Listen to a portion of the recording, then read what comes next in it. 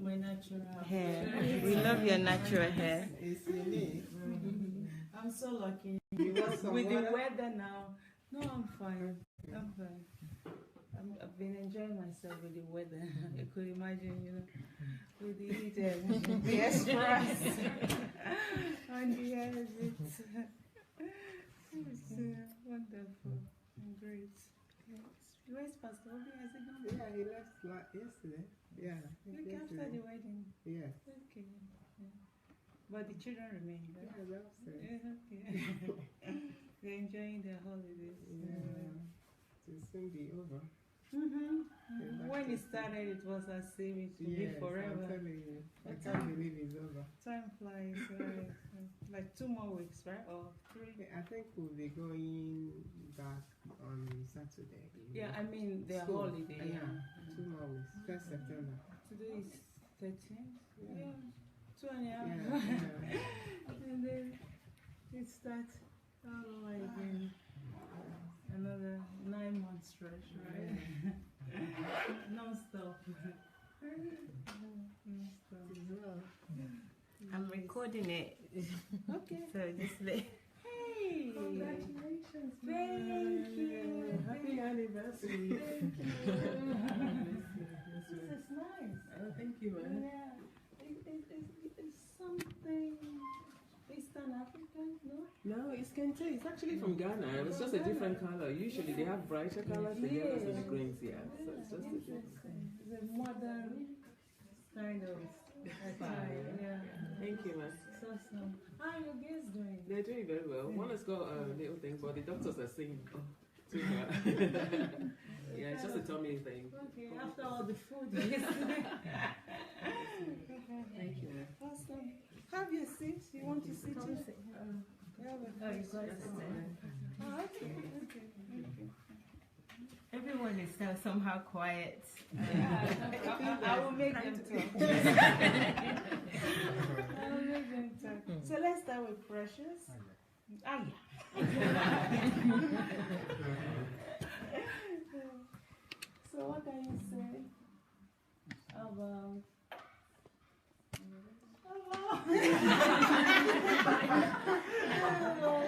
about marriage? Well, I'm not married yet, though. No, but we're very happy, man, because from experience, we learn a lot. You know, it's always good. It's this modern time where we see couples staying together for this long, because the forces around the world are trying to rip marriages apart. But you're a role model. You're Pastor Sandei. Hectic schedule, but you still stick together. And I remember when Pastor talks about making time for family. That's one thing I've learned, that no matter how hectic my schedule is, definitely I have to make time for my future wife and children, make them first, learn more, then I can once the family is okay, everything is okay. Yes, man. Thank you so much for your patience, for your calm demeanor has been something that we in the students like so much, and we are hoping our own wives.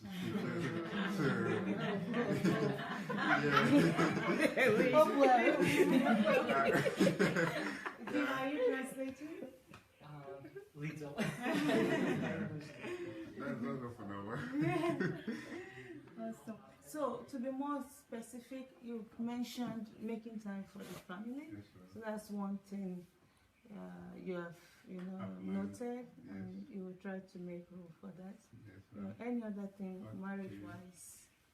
Yes, marriage-wise. How would I say? First of all, I've not really talked much about it, sincerely speaking. But I have discovered that for marriage to work, the couple have to be in sync. Communication has to be first. We are all most of us are Africans, and we've seen in scenarios where our extended family always want to act, always want to make decisions for us. It's something I've learned from my mom, that no matter what's going on in my marriage, I should make sure they don't really know much about it, so that they will not influence it. So I think first of all, communications and trying to put a wall between ourselves and the extended family. That's something I've also learned from about marriage. Yeah. Yeah, well, you mentioned something that you've not really thought about it, but it doesn't really have to always be about you, because you know you are growing up, and as a leader, you will have people to consult about marriage.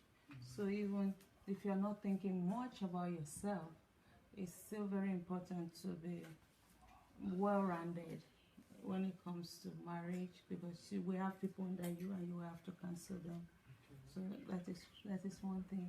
And yes, keeping other people away from the marriage is really helpful. Yeah. Although it takes a lot of discipline, because especially when you're passing through issues, you feel like telling everybody, you know, you want that sympathy, you want to get pity from as many as possible people. But once you let the cat out, you know, they will be asking you, it might be very difficult. So it takes discipline actually to take responsibility for the family, for the trials in the family, knowing who to talk to. Talk only to mentors, talk to experienced people, and people can really help you. And that's really a good factor to consider, judging from where we are coming from. Yeah, and something that Miles Morrow said that I listened to recently was that most couples, they get married in church in the presence of God, but whenever they have issues, they go out to the presence of God, they go to the streets to ask for marriage counseling. So I believe once a couple have a little friction, it's best to come to, like say, a mentor, someone in the church, a pastor, than go out, because they will use the words ideology on marriage to counsel you. Then when you're in church, you have to use the kingdom principles to counsel someone. So I believe having a mentor from the church sphere will also benefit. Yeah, but it also depends on the trial, because sometimes one can really draw strength from what we call secular psychologists. I've never been to one though, yeah, but I know that, I mean, some of them really give good advices, and you might need, I mean, one might need their service, you know, when you are dealing with a violent spouse, you know, yeah, because for so long, you know, in Christianity, a lot of, yeah, they go through abuse, you know, and that is really derailing, yeah, because sometimes we don't even consider separation in Christendom. Well, you know, sometimes you just need the space, you know, to cool down. Most men don't really show those violent traits at the beginning until, of course, nobody shows in between the marriage. Yeah, there are some people who have been living together for a while. They are do not Christians, and there's some violent traits, and they go back because they say the guy can change. Those are factors for you to run, but those ones are there. Yeah. But when, for example, 15, 5, 7, 8 years later on, and some outburst happens, then you can try to meet somebody who can counsel you before it gets very, very violent. Yeah, and we should also know that I think everybody is violent. Yeah, just depending on the pressure you are under. You know, the most calm person can be violent. You know, it's just like a hormone running in the body. You know, when if you're pushing an hormone, then we all have the anger buttons. We all have it. So, but the ability to emotionally control yourself, working on yourself, expressing emotional strength. So actually, anybody can be violent. Yeah, but when somebody is having it rough, and when it's getting to abuse, I think sometimes it's better to give space. Yeah, but hopefully most people will not get there. Yeah. So you mentioned spending time, and you've mentioned trying your best to put away the external factor, right? And also something I learned about finance is that most times, most men want to control the finance in the house. But if you see that your wife may be a little bit a mathematician or someone who's good at saying no when you are trying to overspend. I think you should let her have the power to manage the budget of the family. I just think you should, before you go into marriage, you should try and know each other's strengths. If he or she, especially if she is more like managerial, she has managerial skills, then you can delegate her, give her the spend, the budget, and still compromise in the family, than you trying to be in charge and destroy the whole finance of the family also. Yeah, and it's also very important to make enough money. Of course, yeah. Of course. You know, that will solve a lot of problem, and I mean, that will give a lot of other opportunity. But if the budget is tight, then the pressure is much, and then we start counting every penny, and things like that. Of course, the point you mentioned is also very good, and also planning. You know, planning how to spend the money. How many children that you know? No, I'm not even talking about children. Detailed planning of the budget. You know, what, like for example, what percentage goes into this, what percentage goes into this. It's very important. It's sometimes when people just have chaotic, you know, financial lifestyle, it can really complicate issues, complicate things. So having detailed plan on how to spend the money, and yeah, and also you learn from experience, because even when you're planning before the marriage, you can't foresee everything. Yeah, but after every issue, you're able to update your plan, you understand it. So, another question concerning accounts. Is it your personal or professional opinion for a couple to have a single account or a joint account or separate? By the time I was marrying, yeah, it's what I knew was having joint account. Right? So it has its benefits and it has its disadvantages. We in our family, we have joint accounts, but we still have personal money. You know, we have our personal money.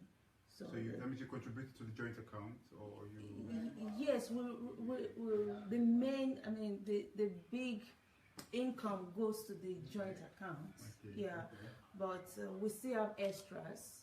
Yes, it's extras that he controls, and I have my extra that he control. But that also came after some years. You know, when the children were smaller, we needed to be stricter. But now they are grown up. I mean, almost all of them will be going to college, so we don't really have all those unforeseen expenses like we used to have before. Yeah. So it's still joint, but it's, from my experience, it's very important that I am comfortable with money, that I have my money, I have the family money, that I have my money, I have freedom, and he also has his money. Yeah. So we have like constant income. Then we have some extras that comes unexpectedly. So we are freer with those unexpected finances that come. So maybe, like for example, maybe in the church, somebody just blessed me with 200 gravy, I can decide to have ice cream. I don't need to. Yeah, I don't need to bring that into the joint, because we weren't planning for it anyway. We didn't plan that anybody will bless me with anything. Yeah, and that gives freedom. If you are saving towards something, or you want to bless another person. Yeah. So I don't know what to say. It's like a kind of strict budget, but there should be room. I can't remember what it's called in English. What is it called? Tolerance. Yeah, like access. Yeah, yeah. It's just having extra rooms. It's like you are in a system, but you still have. You have flexibility. Yeah, you have flexibilities in some areas, and that gives you freedom.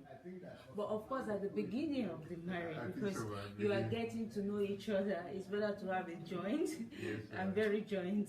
You don't really make it a spending habit. Yes. Before then, you go through issues and then you know when to give room to some flexibility. Okay. Yeah, we shift to the newly wedded. Okay. As you were preparing for wedding, for marriage, what have you learned? What can you share with us today? Yeah, good evening, everybody. Good evening. My name is Clement, and this is my wife.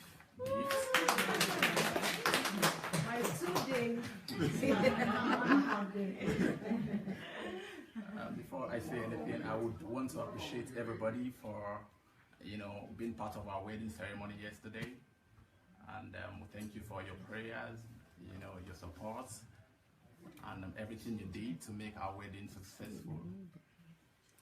And then I also want to say congratulations to Pastor Bose and Pastor Sandei Adelajah as they celebrate their 23rd wedding anniversary today. And it's been 23 years. It's not easy. I can imagine, 23 years of having a blissful home and impacting the world with what God has placed inside of them. So we really want to say congratulations first of all to you. Thank you. And for me today, I would prefer to ask questions than, because learning never ends. So I feel it's an opportunity for us to learn. We just got married. No matter what we already know, learning never ends. So I would prefer to ask questions and maybe just say a few things. But to answer your question, first of all, what we've learned while we're preparing for marriage.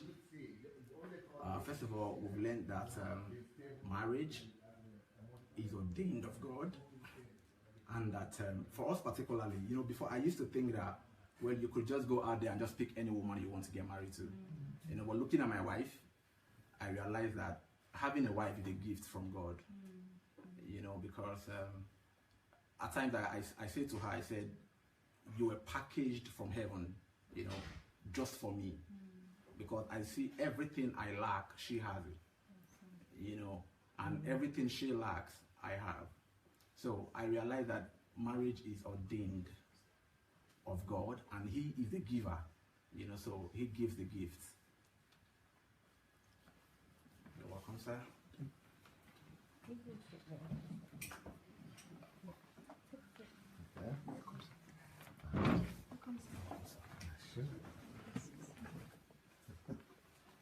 Sorry for the late coming. I was looking for my wife. Yeah, we had when you were shouting. She was nowhere to be found. I was but she came from church because I see the kids at home. But then, wife Nemai. He was on the way coming to look for you.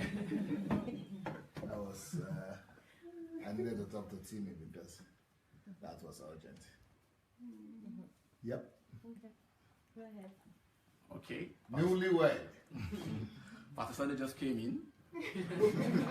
And congratulations to you, Pastor Sandei. How old is your own married now?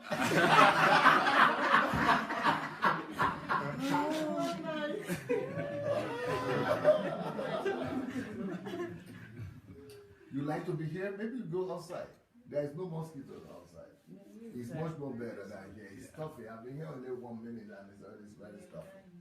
Not dying, but... it's actually hot outside. No, I'm coming from there. Let's go. I'm the head of the family. So. You guys, you come, let's make it. Okay, I think we're going to make this a program. I'm going to close this and I'm starting a new one. Okay, let me tell. Hello guys, thank you for joining us. It's a great day today. It's Dr. Sandei and Pastor Bose's 23rd anniversary. Yes? Okay. Okay, we're moving outside. I won't stop it. Okay. So we're going to move outside. Dr. Sandey prefers it outside, and so we're moving out. I think we're going to make the 7 p.m. Program. Reflection will be on reflecting on Dr. Sandey and Pastor Bose's 23rd anniversary, and we're really looking forward to the questioning. We have some newlyweds here that wants to ask questions, so they can ask the questions, and other people that wants to congratulate them are free to do so. So we're moving outside, as you can see, some people moving outside. I want them to set up, and then I would also go outside with a camera. But it's been a pleasure. Thank you guys for joining. It's about time, guys. Please share, so that more people can join us and we can have more people learn and be involved in the discussion, as many people as possible. So please stay tuned and join us. It's Dr. Sandey and Pastor Bose's 23rd anniversary today. They've been married for 23 super years.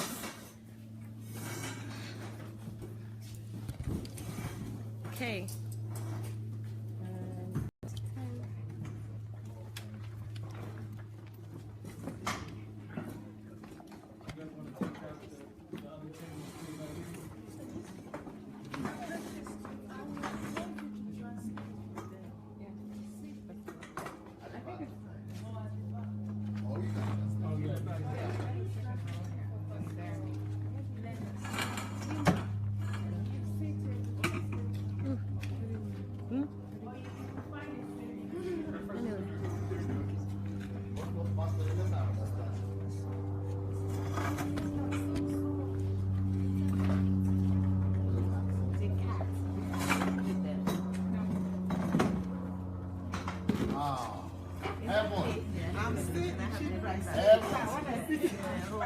Heaven is here. What a good, nice weather. And you, how could you have this and you are sitting inside there suffering? How could you have this and you are sitting outside there suffering? Look at the green nature. Look at the moon, the sun. Look at the sky. And the mosquitoes. Look at the blessings of God. How could you be running away from the blessings of God? Enjoy it, enjoy it. Sister, do you agree with me? Yeah, I do agree. Oh, you see? You want to make glad of it? Will you take no appreciate the minister? What? But this is short, no, Mr. Yes. Okay, you are the. I think they should be in front. I'm sorry. You have to move beside. Let them come in front. They are the ones I was hearing the story. I have to hear my own part. You have dethroned Queen Anastasia this time. But she's not against. She's not against. She's fine. She's going to be okay. Queen Anastasia is going to be okay. So continue your story. One day old marriage. This is the first day we are celebrating that one today. It's 2 already. I thought it was 1. It's already 2. Huh? 1.5? Okay. He is the scientist. He knows the calculations. Please celebrate them. Celebrate okay. them. Before Pastor Sandey came in, I was just saying congratulations to Pastor Sandey and Pastor Bose. Is that the reason? Because you knew Pastor Bose was coming today, that's why Gift decided to wear the same color?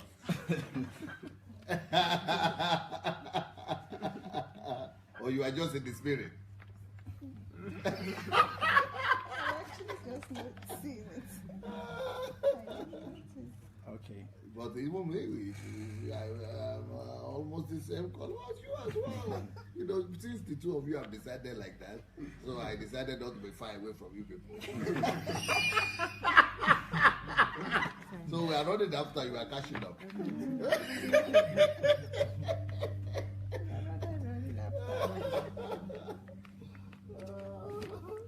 Okay, so I was saying 23 years is not easy. It's been a long journey, and I believe that for these 23 years, there are certain experiences that you've had together that we would love to learn from.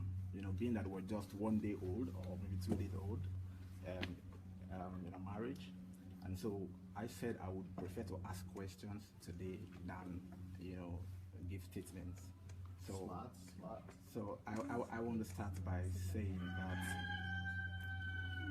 what would you advise that we look out for? What challenges should we look out for in our marriage? And what advice will you give as to how to overcome those challenges? I want to start from there. If you have been listening to my teachings, especially HMT and things like that, you will see that I'm particularly concerned about one particular issue, which is also in my live broadcast. I addressed that too, which is always concerned about the men, and the men taking charge of their homes and families by making sure they are ready for marriage, and not just ready for marriage itself, but being considerate enough to think ahead. And by that I mean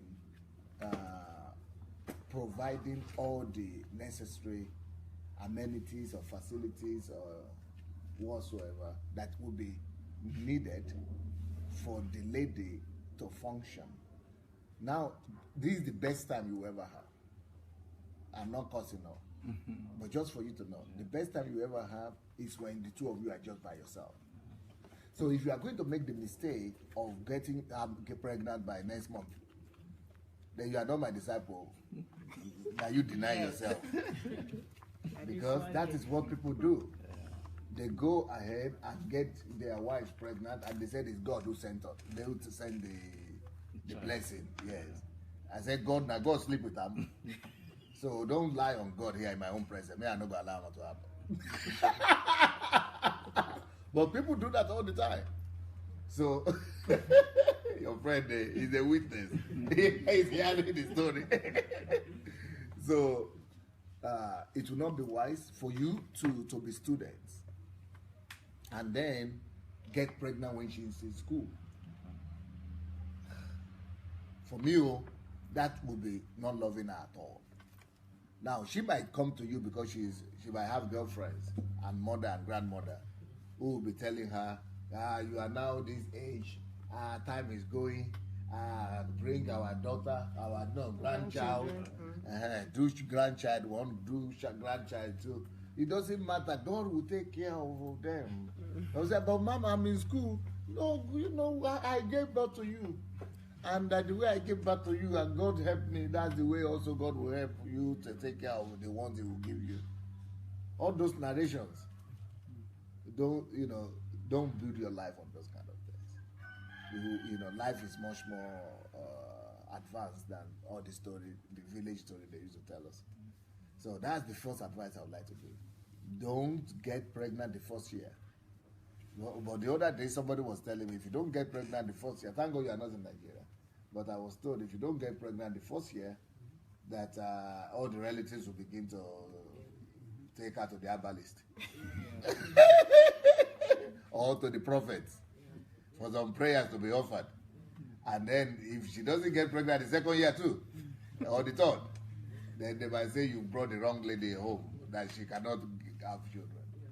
But that's the first advice I would like to give, for you people not to be under those kind of pressure and under that kind of deception.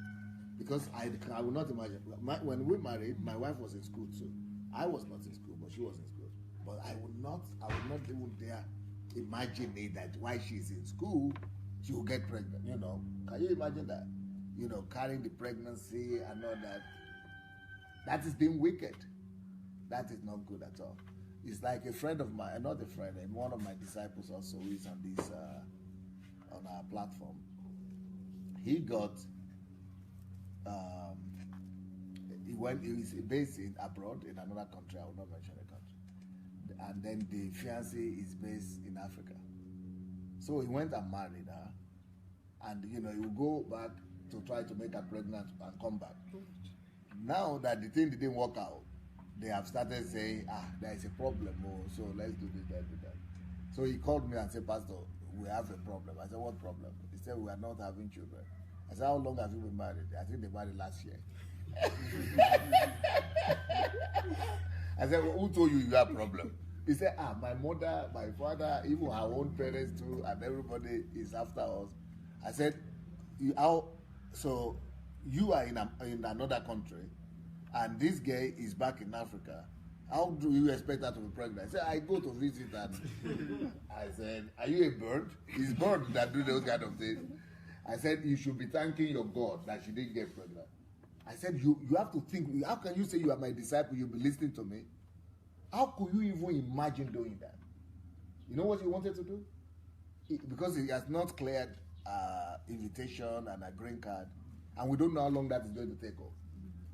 And you want to make her pregnant in Africa without her husband beside her. Not for 1 month, oh. Not 2, oh. You don't even know, indefinitely. She'll just be pregnant herself, lie in bed, and then you'll be, gyrating in your own country. And you say, oh, we talk on phone. I said, if you had around, I would have thrown you some, but anything that is there by hand. That is so irresponsible. I said, you should be thanking your star, your God Almighty, that God. I said, it's wickedness. You have to be wicked to do that. Get a woman pregnant, and you say you are the husband. Oh, he said he's the one who wants, she's the one who wants it too. Because everybody is putting pressure on that. So she just wants, they said because she's a kid and she's, she doesn't think, she doesn't know what she's talking about. Because she's just biomass. She's just following public opinion. She's not thinking that when she's pregnant, a lot of moods will be changing. Even in a day, you have mood change like 3, 4, 5 times. And then you need somebody who got you pregnant, so the person who is responsible to be near you and to comfort you. So you need someone to sleep in bed, not by yourself, or you go and sleep with the father-in-law. Or because he said that's where I've taken her to my parents. And let them go and be sleeping with your mother-in-law to comfort her. I said, even if she can get pregnant, you yourself should be the one to stand against it. And said, no, I will first of all resolve the visa issue. I mean, can you imagine now, even without pregnancy, going to the embassy, all those embassy queue and all those, the stress.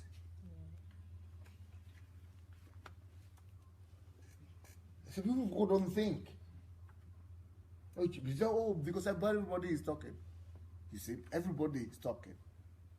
Not head you used to think. It is people's mouth you are using to think.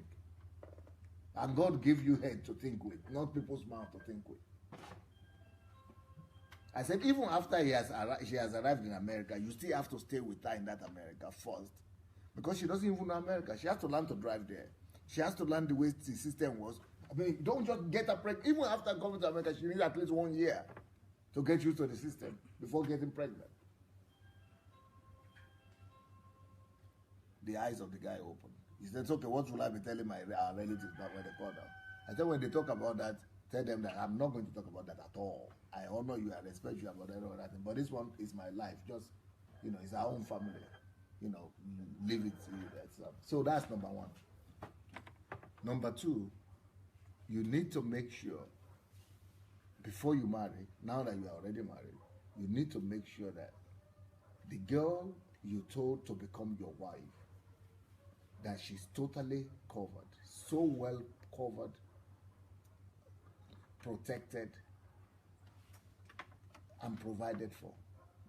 That she will not be thinking, like I told Baby Bassett the other day, that my father, my husband cannot afford to buy pepper soup this time. Okay, so how can I help him? Okay, I will go and be doing some little job to help my husband. Let your husband think with his head. What was he thinking when he said you go marry? Let him bring the pepper soup, you cook. So you must provide what she needs. You must cover for her. And that is materially, financially. Even if she's going to have money or making her own money because she's so talented and gifted and she has ability to do that. Let her be making our money. If she wants, let her help you with it. But don't demand from her to be paying 50% for rent, and then I'll be paying 50% for food, and then we will gather together and we'll see. That's what they say, Naija, to make ends meet. Then tell her that it's not wife you are looking for. You are looking for a cooperative, a partner to help you make ends meet. So she should really be relaxed about that. That I have a husband. She doesn't have to worry about that. Now, things could happen in life. You know, some people can lose their job or anything. Stages could be. But at least your disposition must be such that, you know, you are taking charge. You are responsible for the whole thing. So I'm always particular about the men.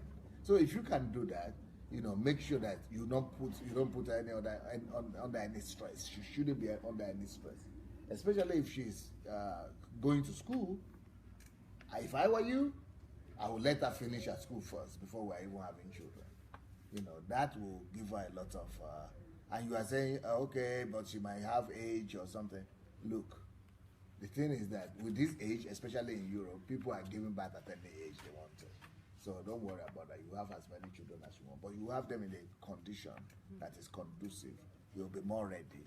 You know, you don't be having children in the room like that, hostel, and then that child will have trauma. It will have trauma now. And then you'll be, okay, you know, to take him from one floor to the other, and, you know, from one room to the other, the neighbors and the classes, and then you don't want to go through all that stress. You've got to see ahead. So that's number one.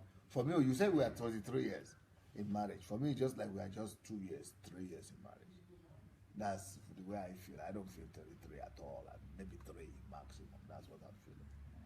So we have just started. Don't worry, you are not far from us.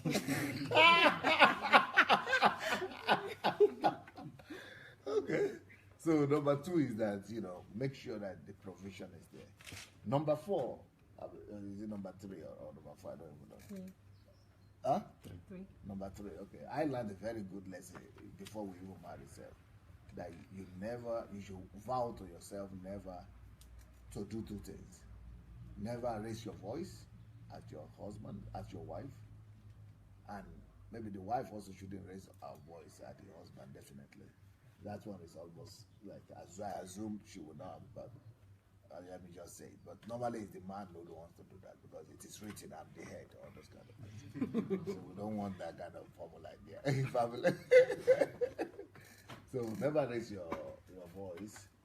And number 2, don't turn her to a schoolgirl, and don't turn yourself to a principal or a schoolmaster. And the way the schoolmaster says that, okay, sit down, I'm going to talk to you today.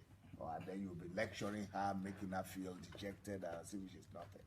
So you are partners. You are friends, you are partners. So it's not like you are having somebody who is inferior to you, who is, you know, somebody who's just under there, and then I'm on top here, and then I'm talking to her like this as if I'm a god. No, she is going to honor you, but make sure you honor her as well. And don't look down at your wife. Treat her as a friend and as a partner, equal partner. And I think those are the most important situations. That's from my own side, or my wife will say from the side of the woman. But if you pay attention to those elementary stuff. And then another thing is that this one, it took me a long time to learn.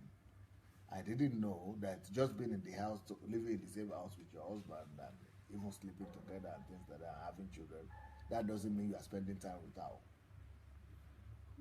I discovered this later on in marriage, that to spend time with a woman means to leave everything else and just sit down with her alone and be looking. And you think, but we're in the house together, what's the problem? But yeah, what I discovered.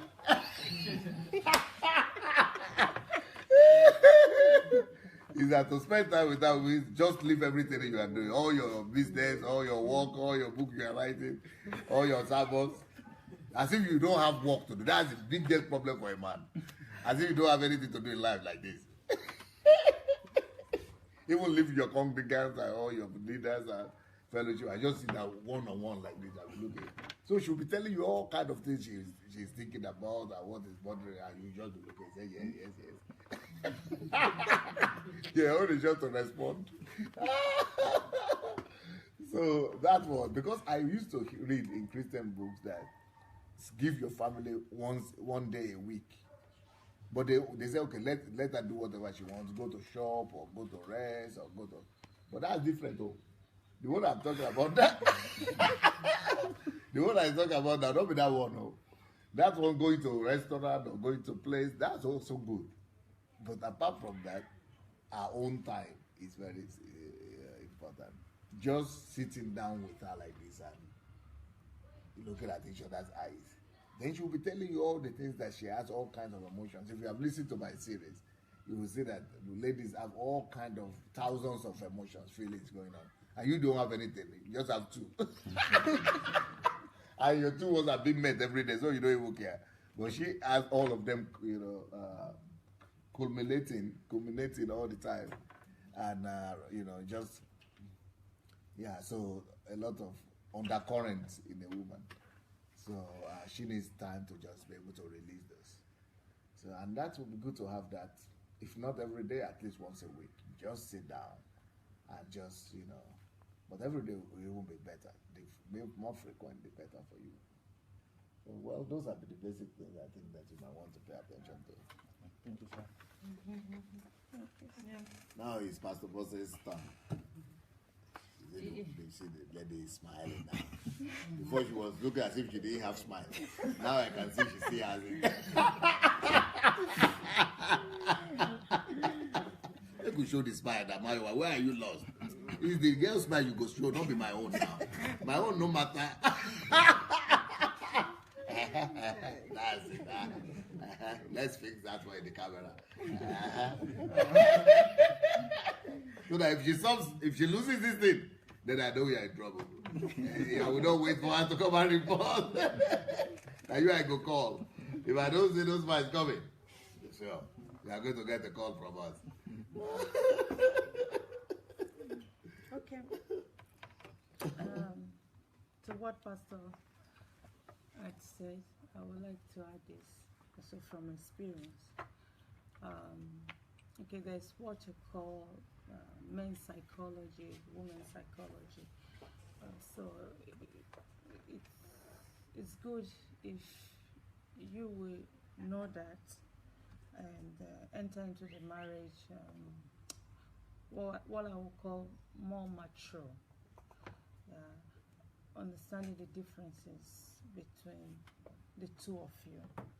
And I don't know if you have heard this, but they said it's impossible to change a person. It's impossible to change a man. Another person. Yeah, it's impossible to change another person. It's impossible to change a man. It's impossible to change a woman.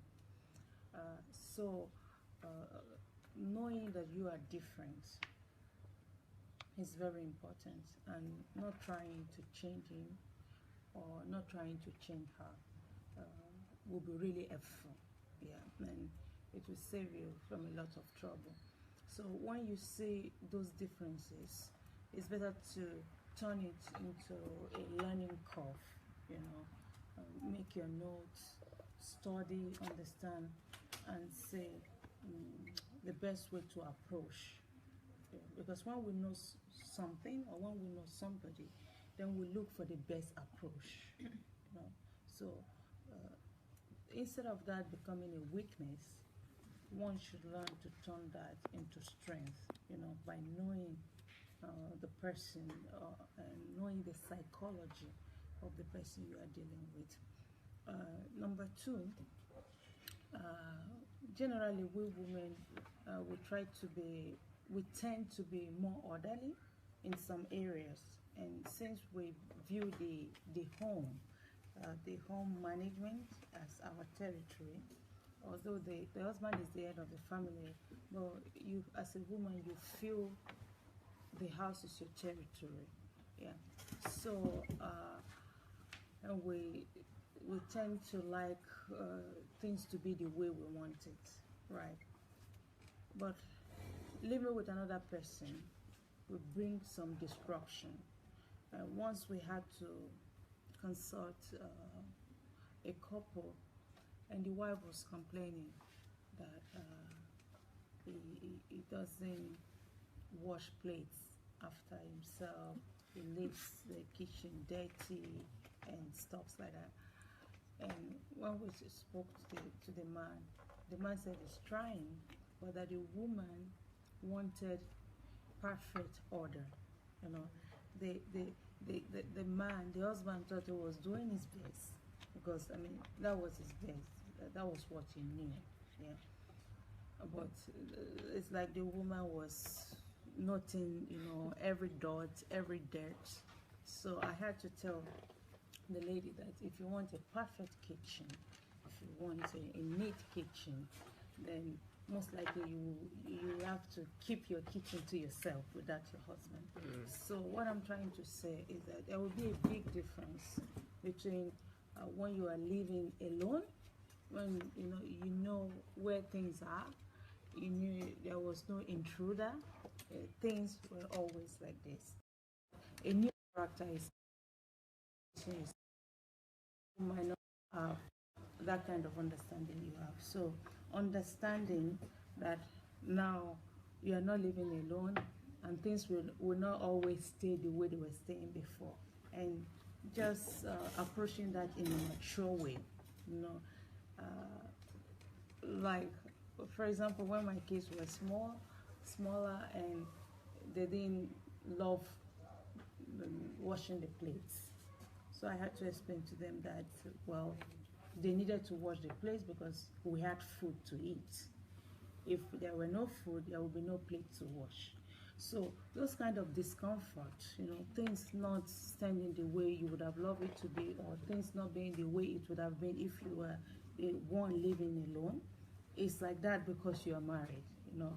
It's like that because you have another blessing. So seeing it from that side really will make things easier.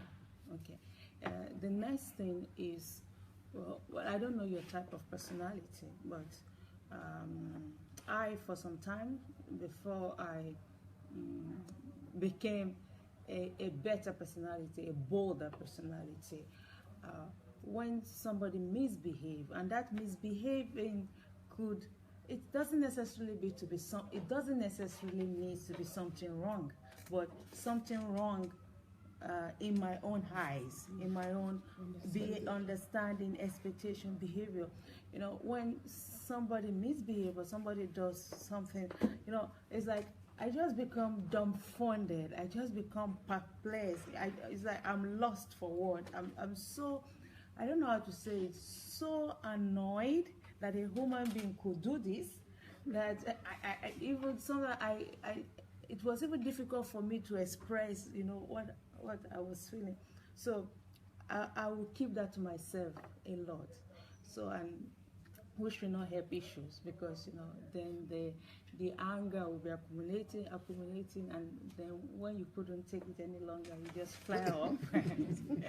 You just flare up, and you will be surprised. I mean, there were cases where I flared up like that, and I was amazed at my husband's reaction. I mean, he just took it. He just said, "Just tell me what you wanted," or you just needed to say it.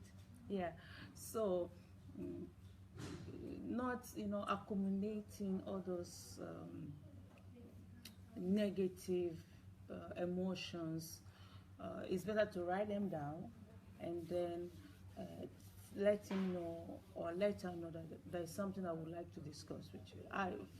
For sometimes I had to write down issues. You know, I have 10 points. You know, I have things to discuss with you. So instead of keeping that to yourself, you know, it's better, you know, to just express it to him. And this brings us to the next point, that when you are expressing yourself, it's very important to express it with a benefit of a doubt. Yeah, I had problem with that, because already when you are angry, you have already condemned the person, and you have already in your heart pronounced the person guilty. So if even the way you talk about a thing, you know, you say it in anger, you've already condemned the person. And I was always like, this is. I've been signing under that statement. She's been there. and you know, I was always like surprised when I would say something and my husband would say, "You are condemning me, or you've condemned me already," and or sometimes I would say something in anger and it would take it easy, cool. So that made me to understand that I would say you've not had the other side. Maybe there is another side. Yeah, maybe my own side or something like that. So that's gave me the wisdom that even if you are 100% sure, you know, that somebody is wrong, when you are approaching the person, it's still very good to approach the person in a neutral way, because there might be a side that you just don't know, because things appear to us, you know, according to the way we feel inside, but there may be many sides to a story. Yeah, so at least it's put in a better condition. You know, if you say, I would like to know more about this, you know, or what happened there, or by asking questions, then before making your conclusions, that will save your nerves, and that will save the relationship. And of course, openness, not having a secret, living an open life, you know, is very important, because sooner or later every secret will be revealed. So there is no sense in having secrets. So I think those things will help you, and from that you'll build.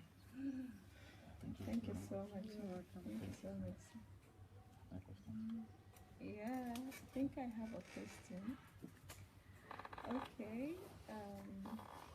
The way I was actually brought up is such that there are some questions you ask someone, then it's assumed not believe in what I told you, or you don't agree, or you don't trust, or you don't believe. So I always feel offended when after I finish telling you a story or about I just told you about something, and then you ask some kind of question. So I'm just beginning to learn about how questions are important, because it gets me weird. It makes me feel like, why are you talking like this? That question brings the anger. When I was relating the message, when I was telling you the story, I was so excited. I was all out saying it, feeling that I was talking to the same life person that has life mind like me, but I never knew I was getting it all wrong, because this person might likely ask me some questions, and to me, when it's being asked, it makes me think twice. At the time, I feel like, why didn't I even keep it to myself? Maybe I should look for somebody else to share it with, because the question makes me feel like you really don't believe what I told you. So that's the way, I was brought up. We ask questions when it's needed, or just when we see things, going wrong in the house, we ask questions, and then we get answers. But when somebody tells you a story, there are some questions you're expecting from the person to ask you. Whereas there's a way, if the question is being twisted, that's I'm saying twisted, then it gets you offended. So I don't know if actually it has happened to you as a person, that you relate a message to somebody, and then the person asks you some questions that will make you start thinking that way. I don't know, I'm trying to learn the question aspect and how to accept questions and how to see it as a part of life, as some kind of questions, though, as part of life and as part of way of learning as well. So, I mean, that is actually, to me, that is part of personal development and part of confidence building, because we shouldn't really expect people to just believe what we say. Who are we that they should just believe what we say? I mean, I'm your wife. I was just thinking, I'm your wife. okay, are you talking in relation to your husband and wife. Husband and wife. Oh, sorry. Yeah. Okay, but still, it's part of self-development, yeah, and even if it's husband and wife, right? We on our side, we should have this disposition that well, when it comes to husband and wife, yeah, it should believe. When you are saying it should believe, but it still has its right to clarify some things, yeah. And also by asking questions, it may help you to see what you are not seeing. You know, it may help you to see what you're not seeing, because even the stories we tell it from our point of view. You know, like we can tell a story about how somebody treated us. We can tell a story about how the songs there, or how the conference there, or what this person did, or what I saw in the shop.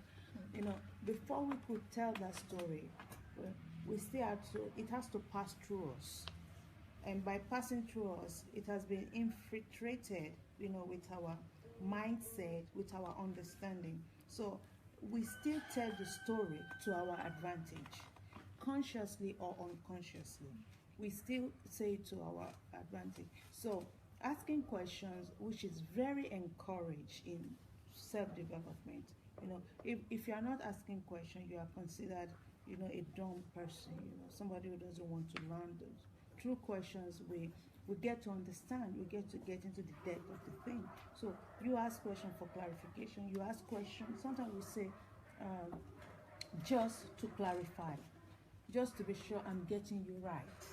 Yeah, and part of self-development really is not to expect people just to take you because you said it. I mean, it's free to ask questions to clarify, and by him asking questions, it might even help you to understand better what you are saying, and for you also to criticize yourself. And if I say a story one time and somebody asks me a question, and the way I will say the story the second time will be different, because the way I will say the story the second time would have answered some other questions, you know, because if I've answered all his questions in my story, I don't think he will ask that question. But even if he asks it, it will be like clarification. And you know, like Africans will say, "Oh, didn't you hear it? But I said it." So instead of all those, didn't you hear me saying it, or I said it, you will say, "Okay, like I mentioned before." So you repeat it, and repetition makes somebody to get it better. I think it's a question of culture and ego, because also when I was growing up in Africa, nobody encouraged me to ask self-developing questions.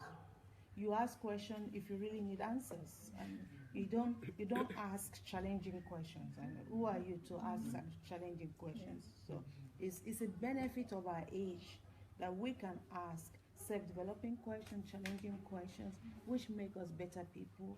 And we are blessed to be encouraging our children to ask questions, because by asking questions, it also improves your thinking. Because you have to think before you can ask good questions. And asking question means you are following, and you want to get better. Yeah, for an undeveloped, for somebody coming from Africa, yeah, asking question is like, "Oh, so you don't believe me?" So you know, there are a lot of "so" you want to say. Like, there was a time I heard a story, like the wife was telling the husband some things she doesn't like, or something like, "Oh, I don't think you are spending enough time with the children." And then then the response of the husband was, "Okay, so you are trying to say I'm a bad father." I mean, look at it. It's too far. It's too extreme. And that was the end of the conversation. What can you say to a man after that?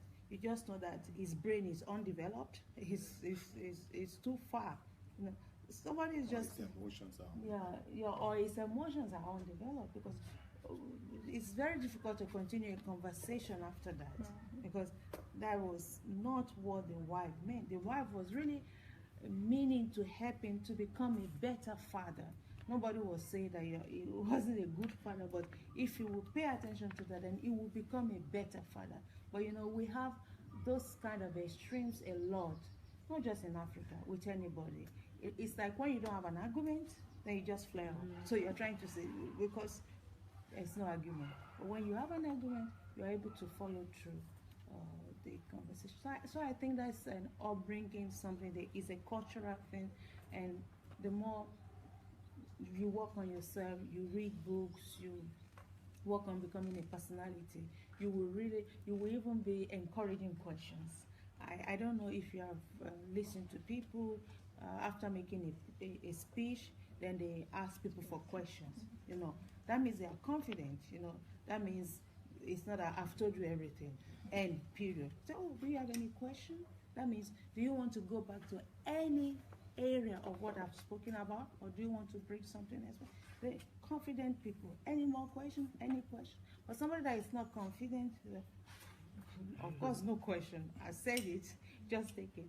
About taking it. So, I've been there, and I think that has to do with our upbringing, and it's a process of developing yourself.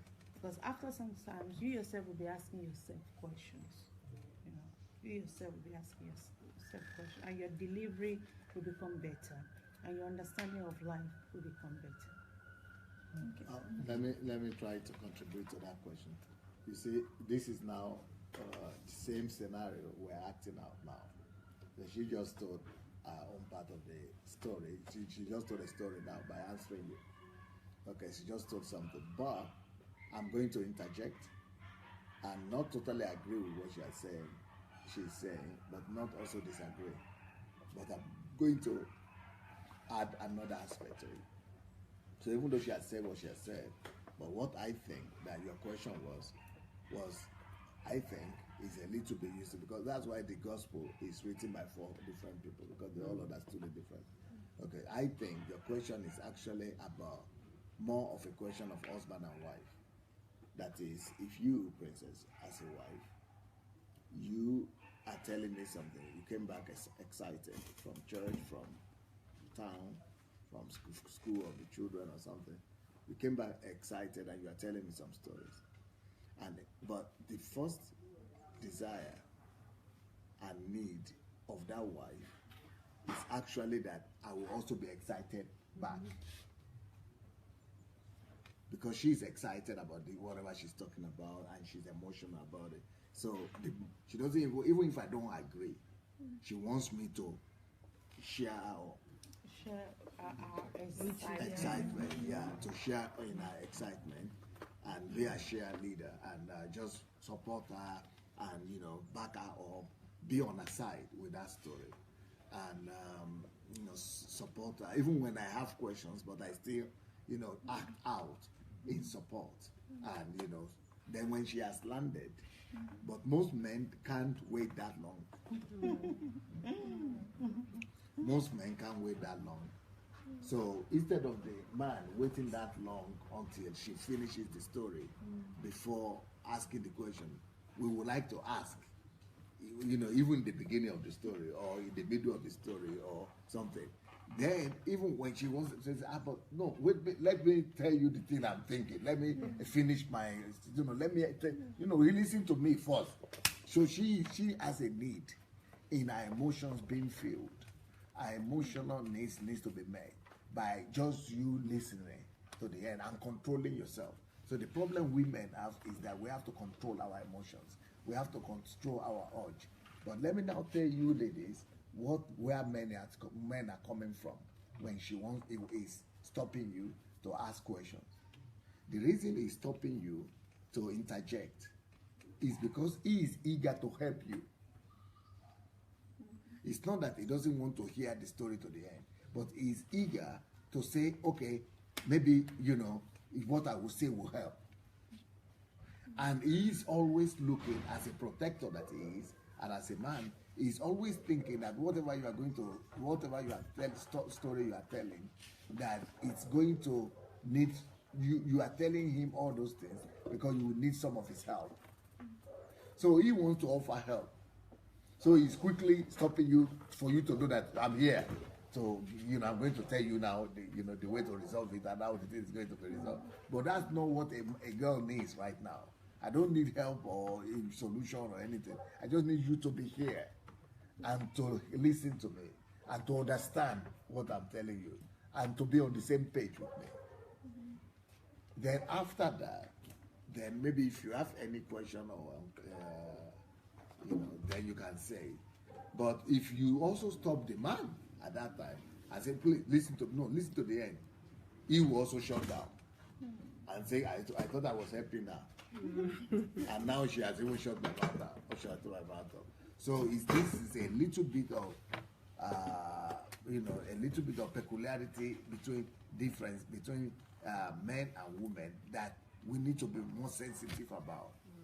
Most of the time when women are telling us whatever they have experienced or their story or talk like that, it's not because they need our help.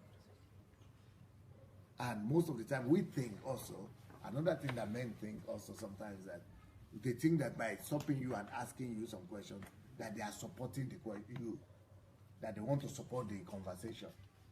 But the problem with women is that when they're in that mood to talk,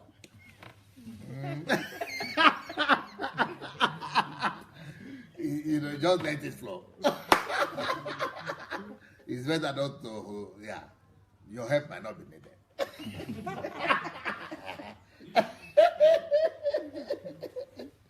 So, because it is right now, she even needs more of your emotional support and your emotional agreement and, camaraderie, they call it camaraderie? Yeah, camaraderie is what she needs. So she just needs that, yes, she just needs that support and that oneness. And then only when she has now stopped and say, what do you think? Then you have the right to put your own, what we call capier. No piat capier. I think Princess can tell you a lot about that kind of scenario. Yes, I can, and I want to talk about that. It's really a big issue. It's really a big issue in relationship. And from my side, I think we change roles. During these 23 years, we changed roles. There were times when I was excited about saying things, and it was the one maybe asking those kind of questions. Then later, I became the one asking those kind of questions. And from my side, one of the reasons that makes me to do that, which is not totally the best way. To do what? Like, interjecting with question, with question, is you think that your spouse is being carried away. That could be also a scenario. You think that your spouse is getting carried away with the excitement, that he is not seeing the real world. Yeah, I'm talking about myself. Yeah, that is, or it might be overreacting. Maybe over generous or over praising or overdoing something. You might think that it's over doing something.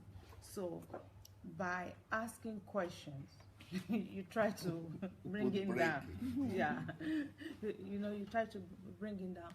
But really, the best thing is what Pastor has said, that when somebody is in a high mood, it's better to support the person, because when somebody is in a high mood and you are asking those questions, it's like you are cutting, the wings. Yeah, you are cutting the wings. So I think it's more a display of emotional intelligence when you first, agree with the person not necessarily agree, but at least trying to see support, support the person.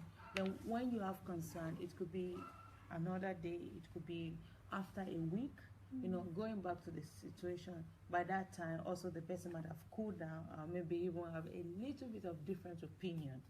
Then raising your concern, about that. And this is a very big topic in relationships and in marriage, when people have different opinions.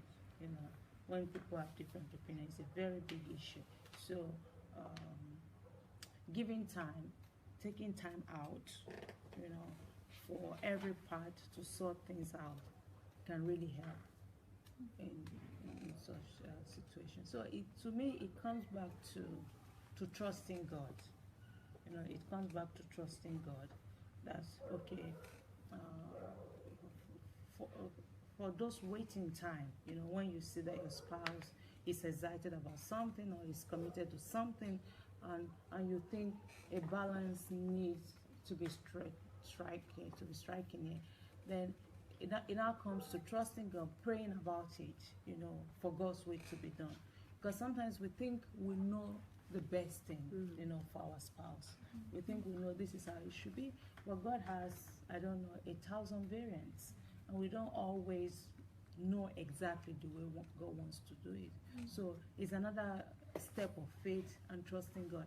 And another thing that really helps me in those situations when I'm thinking my husband is making a decision that I will not make, is making a decision that I think is not right, another thing that helps me is, especially when it concerns him, of course there will be some things that concerns the family, because it's a family, but there will be some things that concerns him more.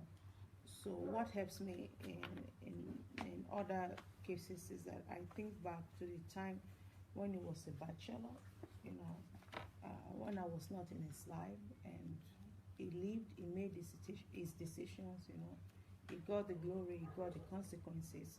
So sometimes it's never too good to overdo something, in the name of trying to save a situation or saving a person, because it's a personality, and even this is not desirable. But even if, let's say, something bad happened and there was a divorce, right? It will still live its life, and you will live your life. So those, I'm not talking about immoral decisions or something like that, but the things you are trying to fight against, it will still do it on its own if you are not with him anyway. So there is room, to trusting God, with some decisions that your spouse will make. So these are, the kind of thoughts, that helps me to strike a balance when an important decision needed to be made. Because two personalities growing up, and there will be occasions, there will be a lot of occasions that you will have the same opinion, because being Christian has really solved a lot of problems for us. Almost 95% of our decisions are already made, according to the Bible. Our mind, our behavior has been shaped, but there will still be those 5% that is an issue of non-truth or truth, not really lie, and those will be the trying situation. I don't know if you would like to add to that. I think she's already fulfilled and happy that we were able to address the question, because that is not a big question, but it's a question of communication. And when you are communicating and you say that, just like you said, I like that you are very open, because when you are trying to speak to your spouse and you are looking for understanding, and that understanding is not there, the next course of reaction is what you just said. I feel like you feel like shutting down. Okay, it means she doesn't want to listen. He doesn't want to listen to me, or he's not supporting me. Let me go and look for another person. That is why women look more for their girlfriends or for their mother to be their closest ally that they share things with, because their husband cannot just understand what she wants. So it's good that you raise that question, because it could lead to people shutting down. And once you shut down like that, then you are only having family by name. You are no more really having family, because once that communication stream stops, then you are just like neighbors. Sharing the same bed. Thank you so much, sir. Thank you, ma'am. Maybe somebody else wants to say anything or contribute. Especially the single lady. For me, with regards to your question, what I tend to do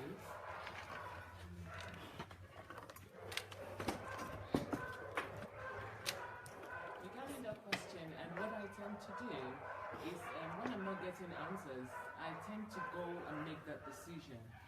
You see, so rather than shutting down, I would just go ahead and make a decision that I think should be taken, or that I don't understand. In regards to what?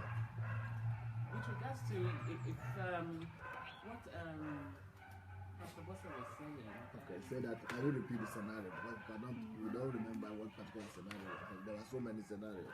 Okay, so if I'm in communication, so I'm expecting that my husband, I'm looking for certain answers from him, and I'm not getting a response from that. Rather than shutting down, I would go ahead and make the decision that I think is right in the situation. And go ahead, I talk. Yeah, that's just what I want to say. Rather than shutting down and bottling things up, I would just go ahead and start making decisions. And don't talk through? No, usually I would want him to, I would expect from him as my husband to make certain decisions regarding certain aspects, decisions that we have to make in our relationship. In the family. Yeah, that's right, in the family. And when he's not doing that, or if I'm not getting an answer from him, or when he's not ready, I would just rather... You take the leadership, yeah? Yeah, that's right. Yeah, because somebody has to take the decision. Okay.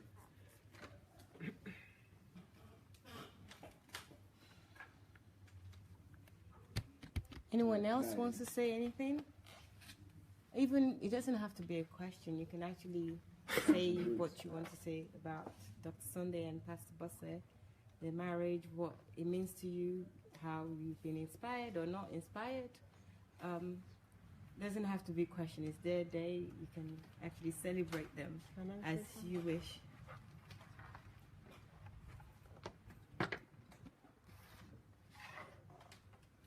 Yeah, I want to appreciate Pastor Bose and Pastor Sandei, because even before I finally put my brains back in my head to listen to their teachings, watching them live and the way they communicate taught me a lot, Because I remember one time I came visiting and my husband was asked a question. I picked up the question and started answering for me. Pastor Bose was like, what are you doing? She started pinching me. I got my lesson there that you are not the one being addressed. Are you his mouthpiece? He can talk for himself. Because from where I'm coming from, I've been, wild, I didn't know how to respect my man. I didn't know how to respect my husband. And all those things, then from that day, I started watching the way she interacts with the husband. And I always notice that if she's not asked, she doesn't answer.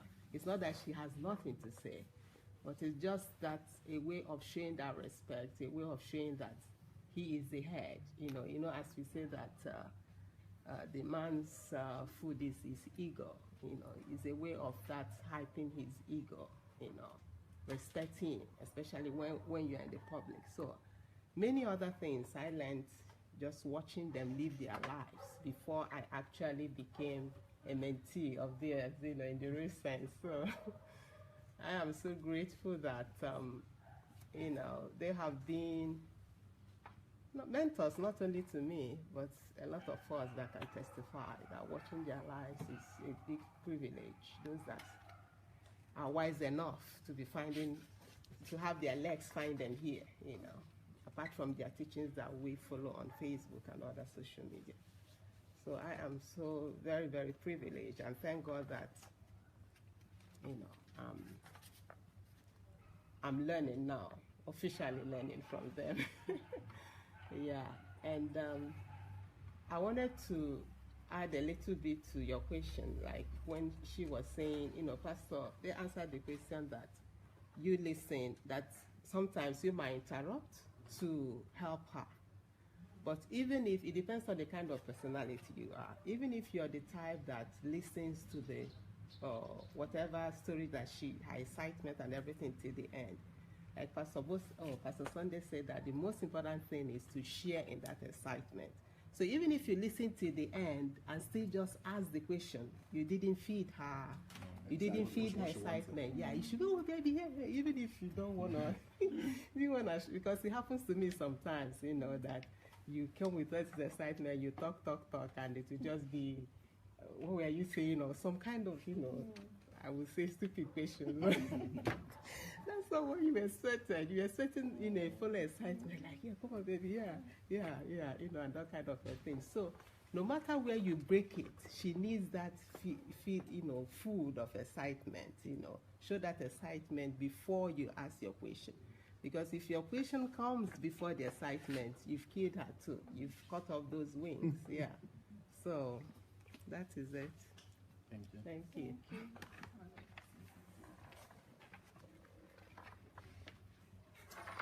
So,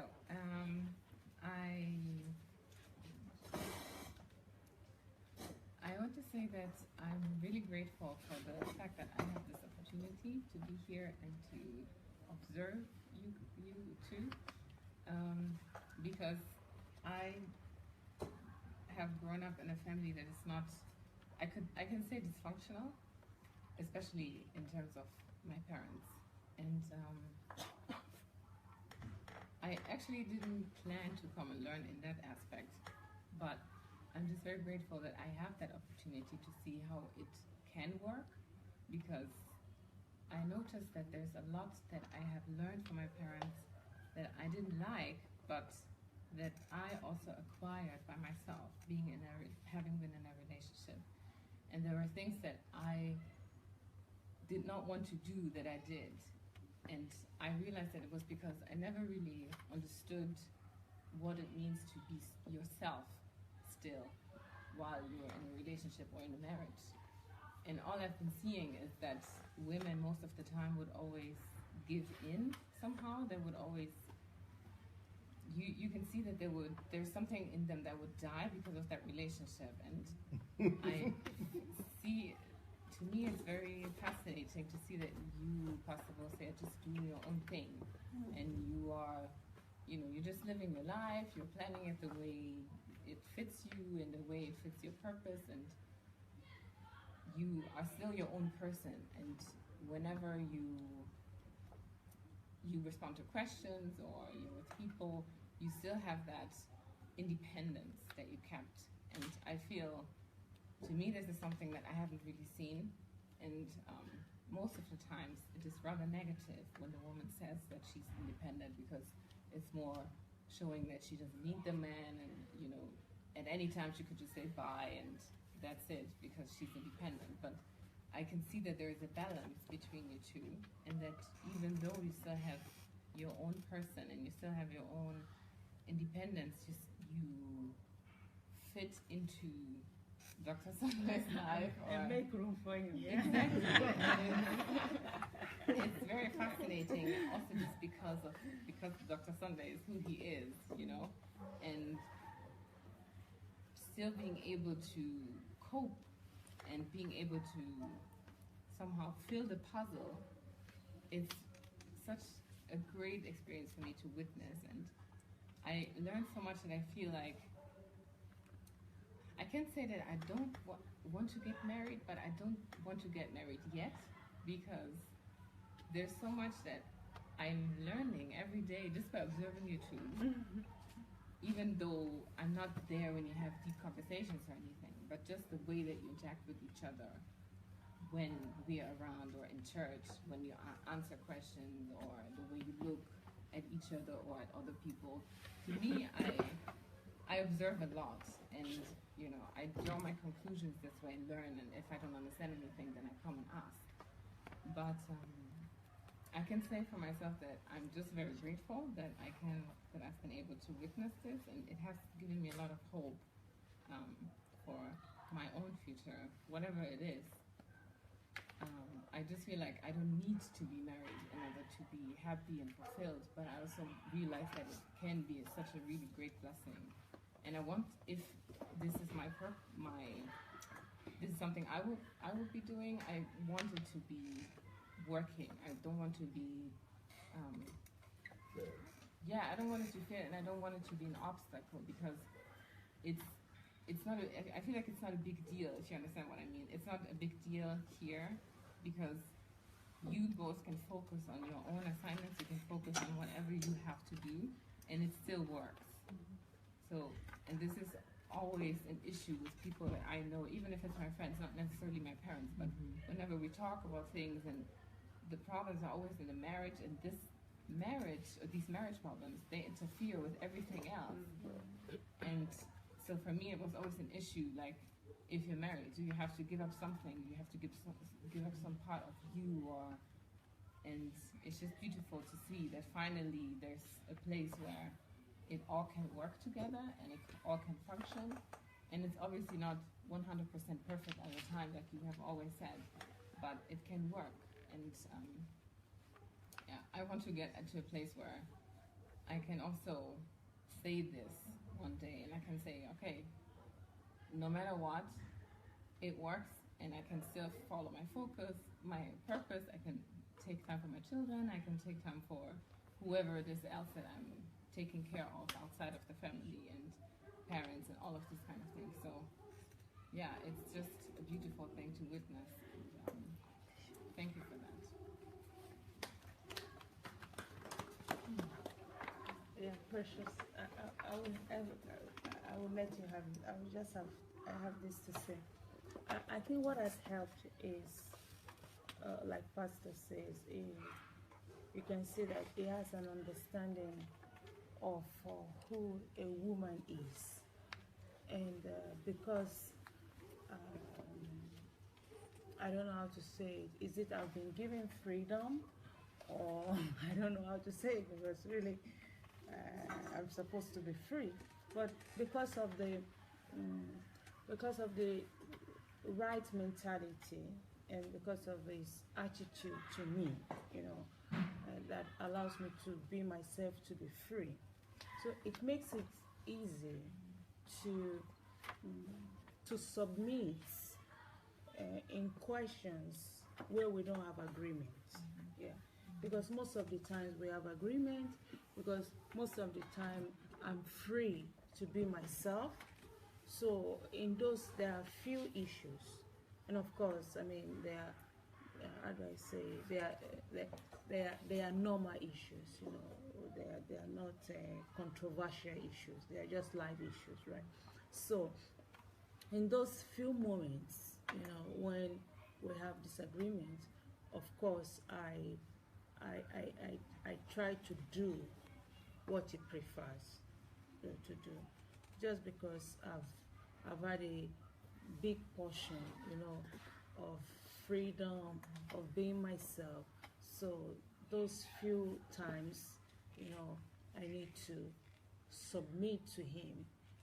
It's easier to submit to him, because my whole life is not about submitting to him in the sense that just doing what he wants, and not what I want. Yeah, but because I've had my freedom to be myself. So when the time arrives to really submit to him, the way people see submission, like doing what he prefers, that what I don't really want, yeah, it's much more easier. It's sensible, because you've been given much. So it's easier to be subservient in such situation, because there is ground for it. It's like, I've given you all this 85% freedom or 90% freedom. Okay, you do this for me. So I think if couples will see it that way and just minister to each other, and it's not the only one giving me freedom, I also give him freedom to be himself, because I believe that it's not a sin to be married, and it's not something of bondage. Yeah, it's not a burden to be married. Of course, marriage has its own trials. Marriage will try you, and there will be, at least for me, I can say for myself, that there has been time, I wished I wasn't married, So you have those moments that you wish just want to get out of everything, But understanding that, marriage shouldn't be a burden. Marriage shouldn't be an emotional, shouldn't be something killing, So that helps you to try your best to be a blessing, and not a curse, not to complicate another man's life. And it's also good if the man also understands that it's not there to complicate your life. So if there is such respect, you try your best to help him to be successful. If it's a ministry he's trying to build, first you help him to build his ministry. And like I always teach, you don't lose yourself in the process of helping him. You can still be yourself. We help people. I help a lot of people, but I'm still myself. So you help him. It's obvious that you're helping him, but you're still yourself.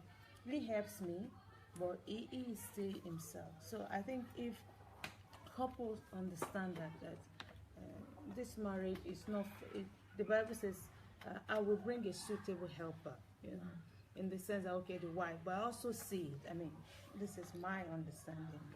I also see that he is also a suitable helper. I'm not the only suitable helper. He helps me and I help him, right? Of course, there is no question about who is the head of the family. He is the head of the family. So, and we need to be reminded of that only if we have some controversial issues and in the framework of the Bible. So it's much more easier to submit to your husband if it's not an authoritative husband, if it's not always telling you, the Bible says you have to submit to him, because the Bible also says you have to love your wife. Right. And if you love your wife, you will always do everything for her also, to please her. So if we are able to feed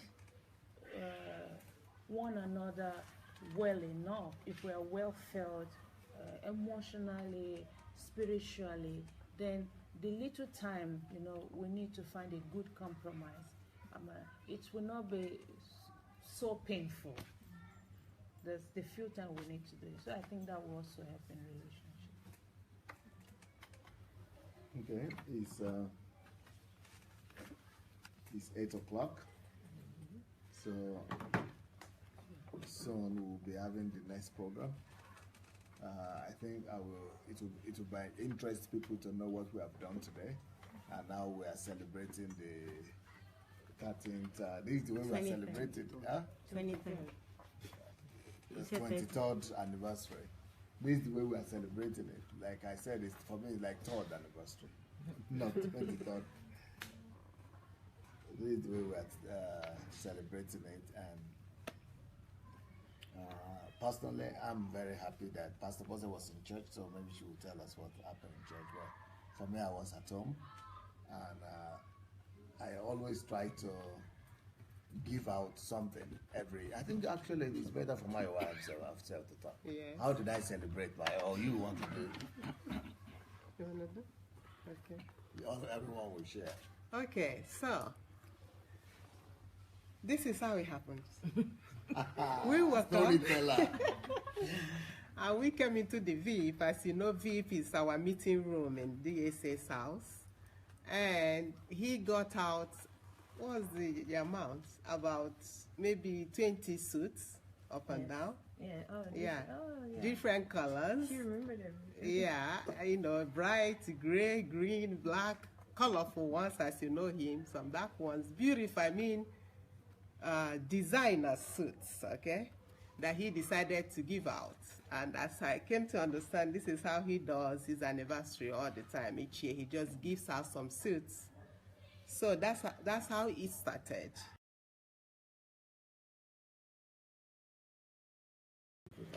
Okay, it's back. Okay, so as I was saying, today, Dr. Sandey decided to share some of his suits. I mean, good suits. It's not that they're old, it's not that they're outworn or whatever. Designers, tailor-made suits, you know. Names like Giorgio Armani, if you have anything to do with that name, and all those Pacelli, and who knows their name. You know what I mean? So, for people to just feel good with their bodies. So some guys in the house, they took them and they shared among themselves. And this is usually how he does his anniversary. And that really taught me a lot, just like when he did his... Focus. Don't distract people from. Yeah, usually when they do when he did his Golden Jubilee, it was also about sharing, about caring for people. So just like he taught us after that, celebrating kingdom style. And this is the way he did the kingdom style today, by blessing someone with those beautiful suits. So that was how it was today. No Owambe. And this so precious discussion that we had, you can call Relationships 101 Live.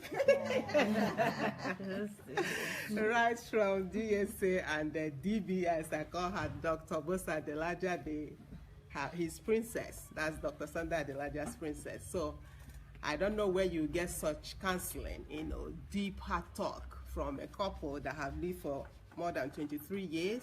It's not that they don't have troubles, as you heard, but they have gained wisdom through the years to know how to do marriage. And this is a blueprint to how to do marriage, you know. And I believe that most of you that plan to go into marriage or that are in marriage should go back to this video and listen to the points that both DSA made, the questions that were being asked, and the one Dr. Bose Adelajja also, her own answers, and you will learn so much from this video. So this is how the day went. I hope I communicated everything. It's not full. Yeah. Not full. Not full. Not full. Okay, continue. A second. I just want to continue first. Yeah. Okay. Right. How did the day started? Well, the day started this morning with obviously Dr. Pastor Bose went to church as usual. She always goes to church on Sundays. She's a lead pastor in the church, so she's always in church. And Pastor was at home for reading, so he was going to work as normal. There was no big decoration or anything to say today is the anniversary. We know it's the anniversary because we told each other a night before, just the night before, and we knew also that Dr. Sandey is not really big on just celebrating anyhow without purpose. So we are really careful in terms of how we celebrate this with them without being a biomass, and just trying to ensure that it fits with their own style, with their own kingdom way of doing things. So we were just calm and collected. But yes, by the time Dr. Sandey came down, he came down with, I think it was about 20 pairs of suits, which I was trying to take to sell on eBay, so that, or I can auction maybe 5 or 10 years time. But he was like, no, you know, give it to people. You know, there's no need. There's going to be many. And some guys came down. I actually went to call them as many people as possible. They came down to get their suits. We looked at them as well. We did like a little fashion on for a laugh. And Dr. Sandey started working. So he started the reading session. And that was for maybe a couple of hours. We talk in the middle, ask questions in the middle of that. Just normal day, like just being in a family and just talking. And then we went out after for a brief moment. Some people were still at home working, went out, and then we came back. Time goes so fast. And we prepared downstairs, expecting Pastor Bose from church. So she came about 6 and came straight to us to see us, and knowing that there may be some people in the VIP area where we always sit together. So she came down, she congratulated us.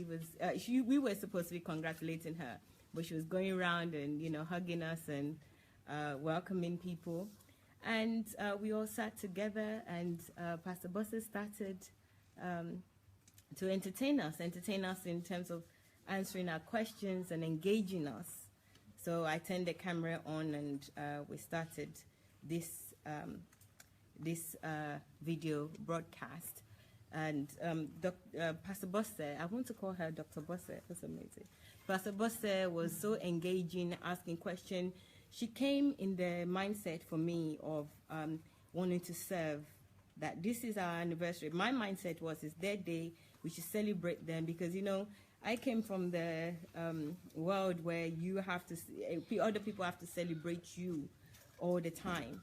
And she came in the mindset to give, to celebrate other people, to share her life, what she's learned, what she's done in the last few years with us. And it was very evident, because us questioned and, you know, looked at one of the brothers, Precious, and asking question, what question do you have about marriage?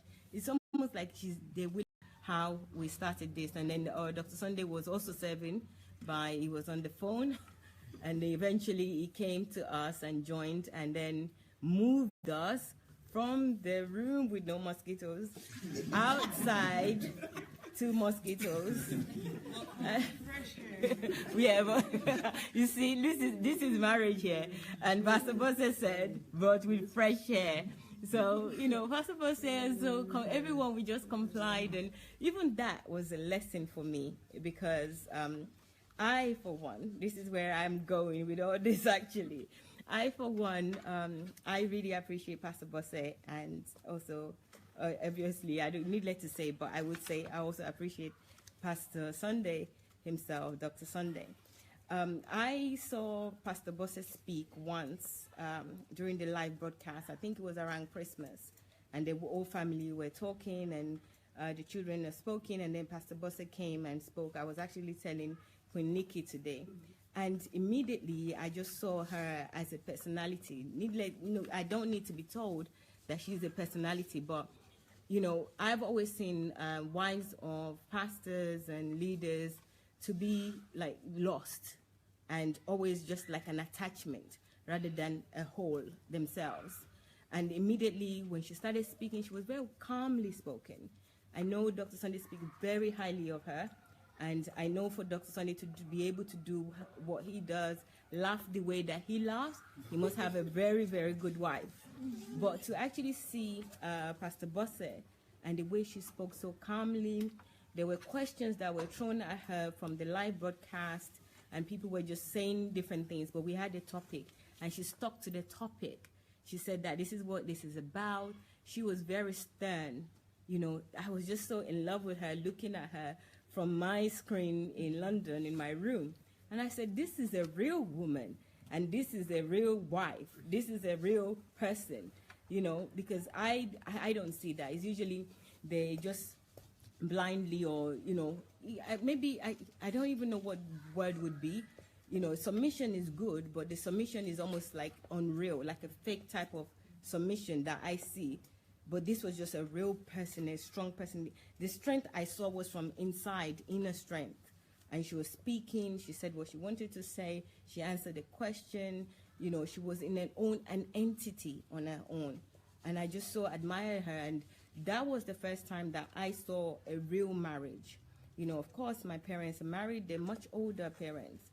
And what I saw in that was just, for me, it wasn't marriage. It was just, for me, what I saw in my parents' marriage was a prison, call it anything you want to call it, but it wasn't marriage as far as it is in the Bible. And I respect marriage because it says in the Bible that marriage, God ordained marriage. So I respect it, but I don't see that in the world. So I still didn't know about the marriage, but I thought she's a real woman and she's a real wife at that point. And then coming here, living in their house, is like they surpass expectation for me. I've never really even envisioned that this type of relationship is possible, coming from the world that I came from, where two people are an entity on their own. They are exact opposite, but the best opposite that fits. It's almost like a puzzle that fits, and that's what I see from what is in my view on a daily basis. So I really, really admire that. And the question that I have, because I think Pastor Clements really made a very good point that in this type of opportunity that we have, the best thing is really not to talk, not to say anything, right? Is to actually listen. And if you are smart enough to have question, to ask a question, really has fed me a lot. So they've also fed me a lot. But there is something that I've always kind of thought of, and about Pastor Bose. I think Pastor Sandei have actually answered it, and she answered it as well today in terms of the personality and the person that she is, because she's able to actually identify a lot that she has a freedom, she has a love, she has the things that she needs from Pastor Sandei, and with Dr. Sandei, for the benefit of people online, give Pastor Bose everything that she needs. But I think my question is that, do you think that their relationship is just peculiar or unique to you, or this is something that really, really is possible for other people, that you have to really work at it even at 23 years? It's still, I think that it's still like how Dr. Sandei said, that it's just 3 years. To me, when I look at them, and I don't know if anyone see the same thing, they're almost like newlyweds all the time. When I see them in public, I don't know how they are, when they're indoors with each other, but even their demeanor with each other, they're like newlywed. And is this a personality thing, or is something that you spoke about development, Pastor Bose? Like, you have to develop certain things, develop yourself, get to know certain things. But is this a development thing, or is this just your personality? Because, and like I said, I'm not really a young girl, but I haven't seen many like you, or any, actually, rather than say many, but any like you. So is this something that you have to develop and work at and be, or and is unique to you, peculiar to you guys, or any of us also can kind of attain this? Because Pastor Sandei is just another ball game altogether. So let me yeah, clarify the question. Okay. From my understanding, the question is for me, right? Yes, it's for you. And the question is this kind of relationship possible for other people? Is this something special, unique to both of us, Yes. right? Did I get it right? Yes. Okay. Yeah, Pastor says, and history, science show that there are laws. Yeah, there are laws, and if you learn the law, then you can get the results. So to answer that question, I would say on a part, yeah, there are laws of marriage, and if you follow those laws, you should be able to get the same result. So the general answer would be that. Of course, you have to work on yourself. The same marriage is not for children. Marriage is for adults. To have a successful marriage, Pastor has a book, successful marriage takes work. Yeah. So if you are willing to work on yourself, I personally think it's possible. It's possible for us to work on ourselves, to change our personality. It's very possible, and I think Pastor might add to this, but I think what works for one can work for another person. Only we just need to work on ourselves, get ourselves to the same stage, get the same understanding, and once you get the same understanding, I think it's possible. Of course, marriage has its own peculiarity in the sense that it involves two people. You know, it involves two people, and for a marriage to be successful, it's important for the two parts to be successful.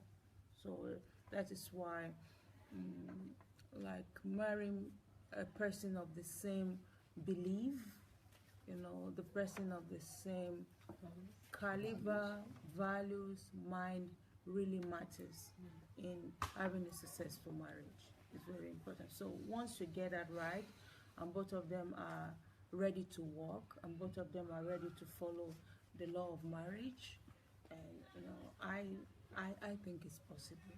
It's not easy to arrive at, but it's possible. And I think once you get it, and it's also a question of purpose. You know, why do you marry? Why do you want to marry? So if you know the purpose of marriage, then it should be much more easier to reach a consensus about having a marriage that works, about having a marriage that blesses, in contrary to a lot of marriages where you have a lot of stress and just derailing to the partners in the marriage. So I think there is nothing too special about both of us. Of course, I must admit that at the beginning of the marriage, Pastor Sandei was, let me think of the word to use, he was more conscious of the marriage. He knew what he wanted from the marriage, and well, I don't want to say that he's less responsible now, but it really showed a high level of responsibility that kept the marriage together until I got it. So I always give the merit of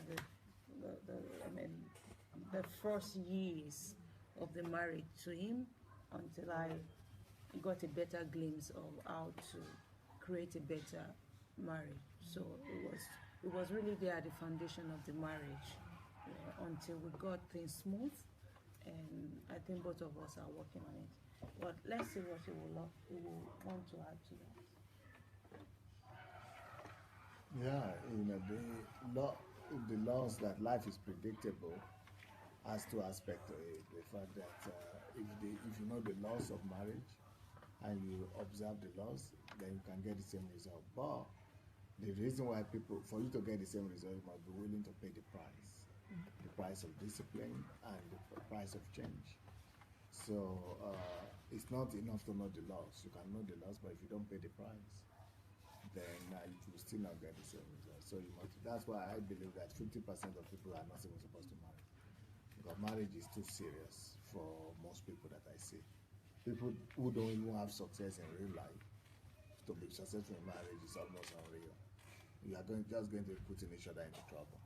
So marriage is for mature people who have really become mature personalities themselves.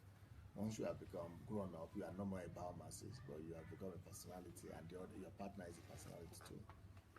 Personalities is easier for them to know what they want and to attain goals and to pay the price. But other people live by instincts. If you just live by instincts, you'll be having a lot of disappointment, and you just be bouncing on each other. Yeah, but if you a personality, then you can live a conscious life. Like Pastor Bose said, that in the beginning, maybe I was more conscious, but later on she caught up, and then we were working on it together, both two conscious people. But one conscious person might not be enough to make a marriage successful. Maybe for some time, but not for forever. It will be necessary for the two to be aware and to be conscious of what they want. So it takes developed individuals, mature people, to have successful marriage. Thank you. I think Kenny has a question. Okay. I'm precious also. Do you still have a question? It has been answered. And I think, you have a question? Yes.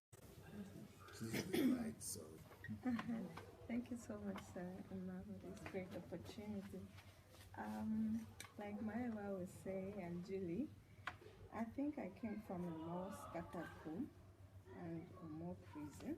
I really don't see that as family. If you have been privileged to listen to my life story on Facebook, it's just been God that has kept us, we the children. Our life has really been shattered. But that's why I always say that some marriages is not just well because they put a lot, they take the grace of God for the children to be normal. So I wanted to ask, like you said, it's had to be, the marriage is not a joke, it's not for kids. It has to take two matured minds. I asked myself, is it that my parents, had gone to marriage and then have this kind of results and, bringing up a family? And when I look at the life of other people, okay, let me say from afar, some marriages you see that they look successful, they look beautiful, and you even wish to be like them. Wait until you get close, you will see that they are just a shadow of what you're thinking. Because I've seen some people back then in my church, outwardly they look beautiful, they look together, everything is working on fine.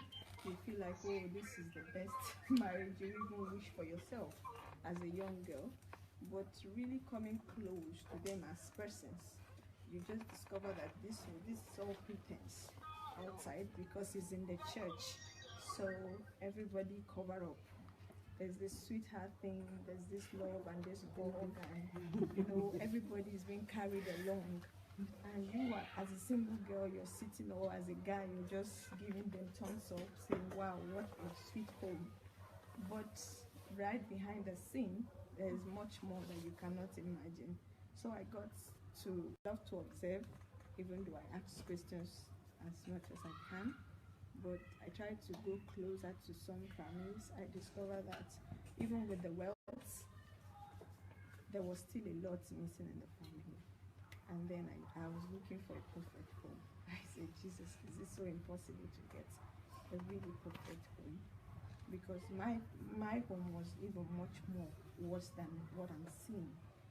But coming to this place and trying to listen to Pastor talk about marriage, and I'm like, God, is it that people don't know these things, or they know it and they choose not to act it? They choose not to make marriage beautiful the way God has designed it to be.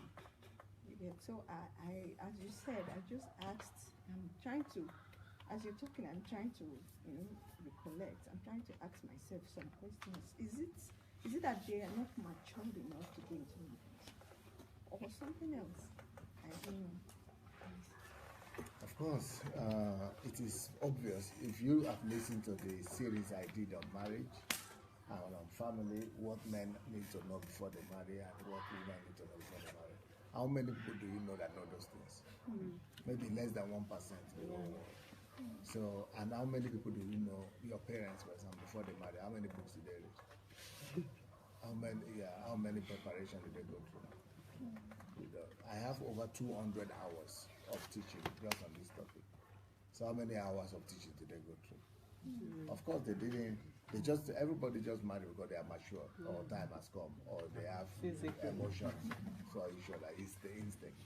Nobody prepares. It's not just in marriage, anything. If you want to go and produce this thing now, and you never prepared, you didn't get trained, you are not an electro, you don't have electronic training, you don't know how to something, you will suffer. They says that the ways of the ignorant are hard. Because it doesn't know the way. I mean, the life of the ignorant is hard because it doesn't know. Is it the life? Yeah. So anything that somebody who is ignorant does, it will be hard. Either it is fixing this thing, if you don't know how to do it, it will be hard. If it is marriage, if you go into it with ignorance, it will be hard. If it is bearing children or raising children, if you didn't get prepared adequately, it will be hard. Anything you go into without adequate light and knowledge, you are in for a trouble. Anything, not just marriage. And people don't go to school to go to marriage. They don't think there is preparation to have children. So that's why that kind of life is. And I want to ask, how can this thing be spread across to really learn from what you are teaching us? Because really some of these things are not taught in where I'm coming from. And a lot of people only give out what they've heard of what they've been taught, and we don't get to be taught the real thing, about life and marriage. So I don't know how it really can get across. That is now a question for all of us. All of us have to spread the word. We all have to do that. Kenny, the last one, because of time. Okay. The last question. Right here. My question is, it's not really about marriage. It's about basically at both relationship and marriage. I know I've been kind of studying the books and I definitely have a long way to go to actually ask, are we supposed to just skip a step because there's a relationship step before the marriage? How are we supposed to know how to really be, especially if you don't, people that don't go into the topic or don't date, are you supposed to date before marriage, or are you supposed to kind of fill out relationships? How would you know who you like or what you are in a relationship if you never date? You just going straight from being single for the rest of your whole life straight to marriage. That's kind of, and having a baby, that's kind of a big jump, So I was wondering, is there a middle stage to understand yourself and another person, or understand yourself in a relationship and how you are, So can anybody open Sandei.com? Not official. No, sorry, YouTube. Yeah. Can anybody open the YouTube for me? So, first of all, dating might not solve the question. But what solves the problem is preparation. Preparation is the key. So I'm right now on Dere-Adelaja.official.com. If you go to Dere-Adelaja.official.com, you will see a whole series that will really get people prepared. For example, one of the series is called series number 17. It says, The Right and Wrong Understanding of Love. Can you imagine you just trying to date without having the right or wrong understanding of love, and you're trying to date? So you are already putting destruction ahead of you. So dating is trying to experiment. It's like saying you are going to operate somebody, you are going to do surgery upon somebody without going through classes, without attending medical school. So it's like without having the preparation, you just want to go and experiment. You don't experiment without the theory.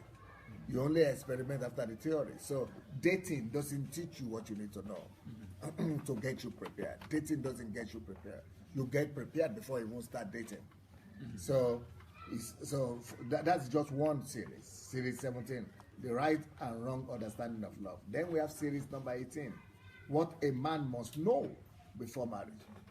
If you don't know these things, you are not a man. It doesn't matter if you are 40 years old or 30 years old. So if you don't know those things, it doesn't matter if you are sleeping and dating every day. If you've dated 10 women, 20 women, it doesn't matter. If you could date as many as you want, you could even marry, but you are still not a man if you don't know those things. You will still fail. You will still let your people down. You will let yourself down. You will let your wife down. You will let your children down. You will still fall face flat on the face. That is just series number. That's just second series. That's series 17, series 18. Then series 19 says what every lady must know before marriage. Now, it's not just enough for the lady to know. If I am a man, I would like to know what the lady must know too. So I know the two aspects. I know what I must know and what the ladies must know. So I know all the mentality and the mindset of the whole thing before I even begin to look for who to date. So I'm well prepared. That's just number 3. Then series number 20 says the difference between men and women. You don't want to go or move near a woman ever to even try to date if you already didn't know the difference between men and women. If you didn't know that and you try to date, you are just putting yourself into catastrophe. You are just going to stop a military tank with your bare arms. It's going to crush you. So that's what people have been doing. They just destroy each other's lives. So you want to know that before you even try to date anybody. Then the next one, series number 21. What is a man? And who is a man? You must know yourself. Know yourself, man.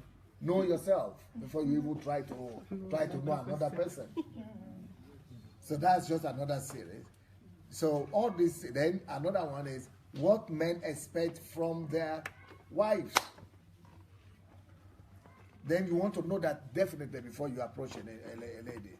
Then another series is how to raise up godly children. You also want to know that before you even begin to look on the side of a lady. Then how to become a hero to your children. You also want to know that before you even look on the side of a lady. So all those like 7 or whatever series that I just mentioned, you have to become an expert in them. Then when you go to try to look at somebody, you know exactly who you're, because you already know the nature of women and your own man. You know exactly who your person is today. So then you can skip Then the you step. no, you don't need to skip the step. Then you go and talk to the person, or you go and just befriend and become the best friend. I mean, just being friends. Talk about these things. Let the person also go and listen. Grow together. Know each other's desires, likes and dislikes. Just be friends. That open to each other. Then in the process, you know better that this is the person I cannot. This is just the person I must have.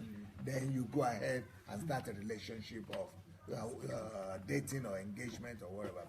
So basically narrowing it down to the T. Okay. That makes sense. Okay. So I think our time is over. I don't know how many more minutes we left before the next program. Well, it's actually now. Okay. Oh, sorry, 8:30. It's 20 minutes. 20 minutes to the next program. So see you guys in 20 minutes. I have a lot to do before that 20 minutes. So blessings. See you later. Princess. I want to say bye to people. I'm saying bye to people. Thank you guys. It's been great having you here. Thank you for celebrating today with us. It's been a very pleasant moment and experience for us. And may God bless your home. May God bless your life. And may you become the person God has created you to be. It's been nice having you. Bye.